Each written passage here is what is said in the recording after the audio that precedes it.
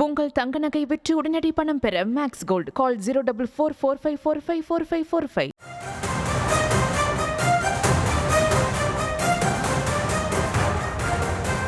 தமிழகம் முழுவதும் 10,000 சிறப்பு முகாம்கள் மூலமா விண்ணப்பங்களை பெற்று 45 நாட்கள்ல அந்த விண்ணப்பங்கள்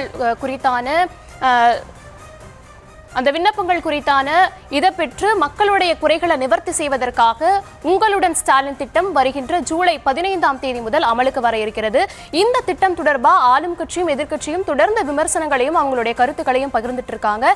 இது பற்றி பேசுவதற்காக நம்முடன் இணைப்பில் இருக்கிறார் பத்திரிகையாளர் திரு சாமிநாதன். அவர்கிட்ட பேசலாம். வணக்கம் சார்.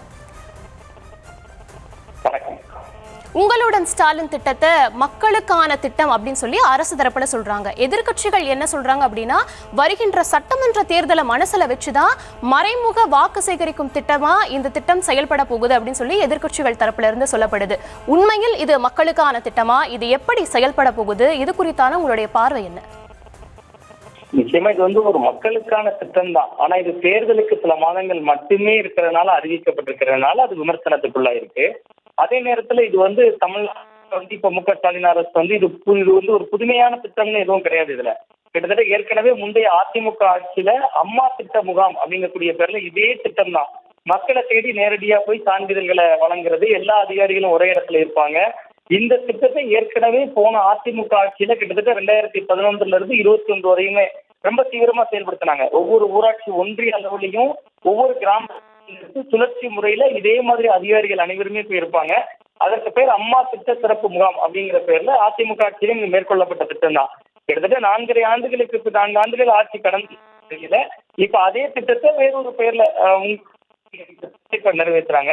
இன்னொன்னு, தேர்தலுக்கு சில மாதங்கள் மட்டுமே இருக்கு. மகளிர் உரிமை தொகை ஒரு 2 ஆண்டுகள் வழங்கப்பட்டு வருது. அதுல ஒரு 1,63,00,000 பேர் விண்ணப்பிக்கிறாங்க. ஒரு 1,10,00,000 பேருக்கு தான் வழங்கப்படுது. அப்ப வெளியில ஒரு 50 லட்சம் மக்கள் இருக்காங்க. அவங்கள சமரசப்படுத்தணும், அவங்கள ஒரு சாட்டிஸ்ஃபைட் படுத்தணும்னா அவங்களுக்கு கொடுக்கணும். அப்ப அது போன்ற சில அரசியல் கணக்குகள் இதுக்குள்ள இருக்கு. அதனுடைய அடிப்படையில தான் இப்ப மகளிர் உரிமை தொகை திட்டத்தில் விண்ணப்பிக்கலாம் அப்படின்னு சொல்லக்கூடிய பொருளா இருக்கலாம். 14 அரசு துறைகள் மூலமா வழங்கக்கூடிய 46 சேவைகளை கிராமப்புற மக்கள் பெறலாம் அப்படிங்கக்கூடிய பொருளா இருக்கலாம். இது எல்லாமே ஒரு அரசியல் காரணம் இருந்தாலும் இது மக்களுக்கான திட்டம் தான். திமுக எந்த ஒரு அரசியல் கட்சியுமே தேர்தலுக்கு 10 மாதங்கள் இருக்கிறப்ப என்னென்ன புதுசா பண்ணலாம் அப்படின்னு யோசிச்சு காய் நகர்த்துறது வழக்கமான ஒரு நடவடிக்கை தான். ஆனா இதை ஓரணியில் தமிழ்நாடு மாதிரியான ஒரு திட்டம் மாதிரி எதிர்கட்சிகள் விமர்சிக்கிறது சரியான அணுகுமுறை இல்லை. இது அரசு அலுவலர்களை கொண்டு அரசால் நடத்தப்படக்கூடிய ஒரு விஷயம். அங்க கோரிக்கை இருக்கக்கூடிய மக்கள் போறாங்க. 45 நாட்கள்ல தீர்வு. 45 நாட்கள் என்பதும் அதிகபட்ச கால அளவு தான். ஆனால் இது ஒரு புதுமையான திட்டம் இல்லை. நிச்சயமா அதிமுக ஆட்சியிலேயே மேற்கொள்ளப்பட்ட திட்டம் தான். எதிர்கட்சிகள் அப்படித்தான் அதை பேசு பொருளாக்கி இருக்க வேண்டும், அப்படித்தான் களமாடி இருக்கணும். ஆனா துரதிருஷ்டவசமாக இதையே ஒரு அரசியல் கட்சியினுடைய பரப்புரை போன்று அவர்களும் புரிந்து கொண்டிருப்பது, அவர்கள் ஆட்சியில் கொண்டு வரப்பட்ட திட்டத்தின் நோக்கமே அவங்களுக்கு புரியலைங்கிற மாதிரியான ஒரு தோற்றத்தையும் தரும்.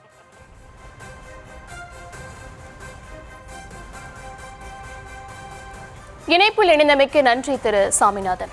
உங்கள் தங்க நகை விற்று உடனடி பணம் பெற மேக்ஸ் கோல்ட் கால் 04445454545.